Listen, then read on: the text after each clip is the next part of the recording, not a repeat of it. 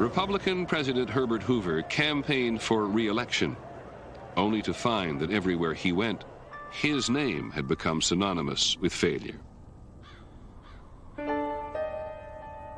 Shanty towns of unemployed men were now called Hoovervilles.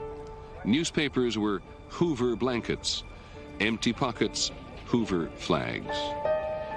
The very first task of this country is to see that no man, woman, or child shall go hungry. It was said of Hoover that even dogs took an instinctive dislike to him.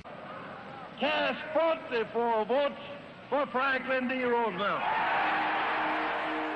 New York Governor Franklin Roosevelt was the Democratic Party candidate. He had been struck by polio in 1921. He was known more for his charm than his accomplishments. Most people were not sure what he meant when he promised a new deal to the American people. Friends, the time has come. Neither was he. But Roosevelt appeared optimistic, confident, and he wasn't Herbert Hoover. Our campaign slogan, Sissy. Happy days are here again. Good, that's right. Roosevelt won in the greatest electoral landslide America had ever seen. And he faced perhaps the greatest challenge ever presented to an American leader.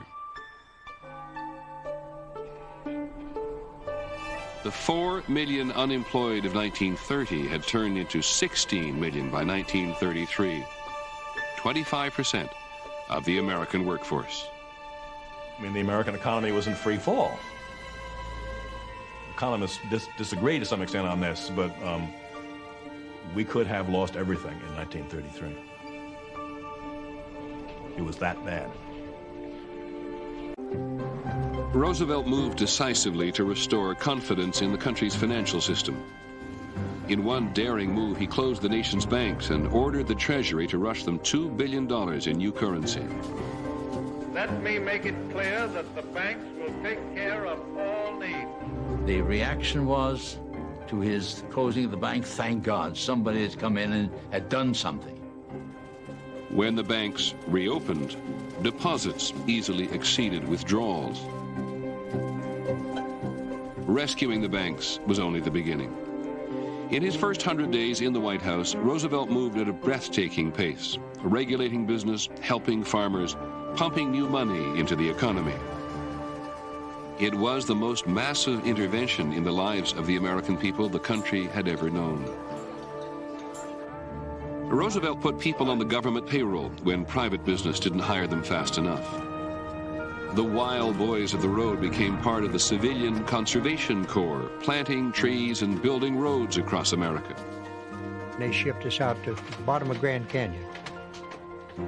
We'd build trails, for people coming in sightseeing. We got $5 a month, and they sent 25 home for your family to live on. And here's was the federal government stepping in to help people. It may not have been enough. In some cases, it didn't help, but somebody was trying. And one had that feeling that maybe it was going to work.